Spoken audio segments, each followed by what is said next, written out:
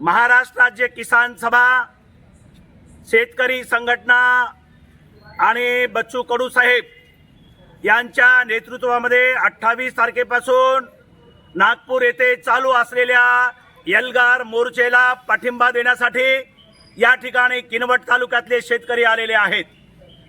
महाराष्ट्राचा सरकार देवेंद्र फडणवीस साहेब, आपण ऐका, आज आम्हाला तुम्ही बोलण्यासाठी निमंत्रण दिलेलं आहात। तुम्ही सत्तेत येण्याच्या आधी आमच्या शेतकऱ्याचा सातबारा कोरा करण्याचा तुम्ही आम्हाला आश्वासन दिलेलं आहे। ताबडतोब आज तुमच्या बैठकीत हा सातबारा कोरा झाला पाहिजे आणि तुमचं आश्वासन तुम्ही पूर्ण केलं पाहिजे, नाहीतर महाराष्ट्राचा शेतकरी तुमचा सरकार अरबी समुद्रात बुडवल्याशिवाय राहणार नाही, असा इशारा या ठिकाणी आम्ही नांदेड जिल्ह्याच्या आणि किनवट तालुक्याच्या वतीने शेतकऱ्याच्या वतीने तुम्हाला देतो आहोत।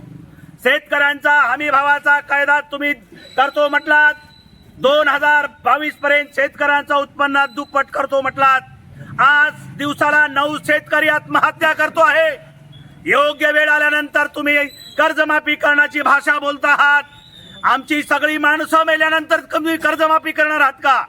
आणि म्हणून ताबडतोब कर्जमाफी आणि हमी भावाचा कायदा पास केला पाहिजे। महाराष्ट्राच्या सर्व दिव्यांगांना जगण्यासाठी 6,000 रुपयाचा पेन्शन केलं पाहिजे। सोबतच महाराष्ट्रातला शेतकरी शेतमजूर असेल त्यांनाही 5,000 रुपये पेन्शन ताबडतोब लागू करा, ही मागणी आम्ही या ठिकाणी करतोय।